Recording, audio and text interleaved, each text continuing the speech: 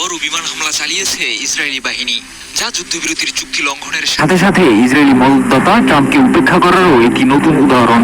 রোববার গাজার দক্ষিণ অঞ্চলে ইসরায়েলি যুদ্ধবিমান দুটি হামলা চালায় বলে জানিয়েছেন স্থানীয় প্রত্যক্ষদর্শীরা। এদিকে ইসরায়েলের একজন সামরিক কর্মকর্তা দাবি করেছেন, হামাসের যোদ্ধারা ইসরায়েলি বাহিনীর উপর হামলা চালিয়েছে এবং যুদ্ধবিরতির চুক্তি লঙ্ঘন করেছে। তাদের অভিযোগ, হামাসের যোদ্ধারা ইসরায়েলি সৈন্যদের লক্ষ্য করে স্নাইপার থেকে গুলি ছুড়েছে এবং রকেট চালিত গ্রেনেড নিক্ষেপ করেছে। প্রত্যক্ষদর্শীরা জানিয়েছেন, গাজার দক্ষিণ রাফা শহরের ইসরায়েল নিয়ন্ত্রিত এলাকায় সংঘর্ষের পর ইসরায়েলি যুদ্ধবিমান থেকে দুটি হামলা চালানো হয়।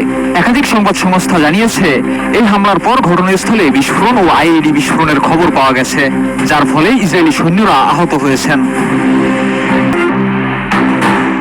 ইসরায়েলের গণমাধ্যম সূত্রে জানানো হয়েছে, রাফা সহ দক্ষিণ গাজার বিভিন্ন স্থানে সেনাবাহিনী হামলা চালাচ্ছে এবং বর্তমানে প্রধানমন্ত্রী বেনিয়ামিন নেতানিয়াহু ও প্রতিরক্ষা মন্ত্রী ইসরায়েল কাতজের সঙ্গে ফোনালাপ চলছে। এদিকে কাতার ভিত্তিক সংবাদ মাধ্যম আল জাজিরা জানিয়েছে, গাজার রাফা এলাকায় হামাসের যোদ্ধা ও ইসরায়েলি সেনাবাহিনীর মধ্যে সংঘর্ষ চলতে থাকলে পরিস্থিতি আরও উত্তপ্ত হতে পারে। একটি সূত্রে বলা হয়েছে, গাজায় যুদ্ধ চলাকালীন সময়ে ইসরায়েলি সৈন্যদের সঙ্গে কাজ করা একটি গোষ্ঠীকে লক্ষ্য করে হামাস নতুন করে অভিযান শুরু করতে পারে। এই গোষ্ঠীটির সদস্যদের ইসরায়েলি সৈন্যদের সহযোগিতা করার কারণে তাদের প্রতি ফিলিস্তিনিদের মধ্যে তীব্র ক্ষোভ রয়েছে। হামাসের অভিযান ও গোষ্ঠীটির সদস্যদের আটকের বিষয়ে এখনো কোনো নিশ্চিত তথ্য পাওয়া যায়নি।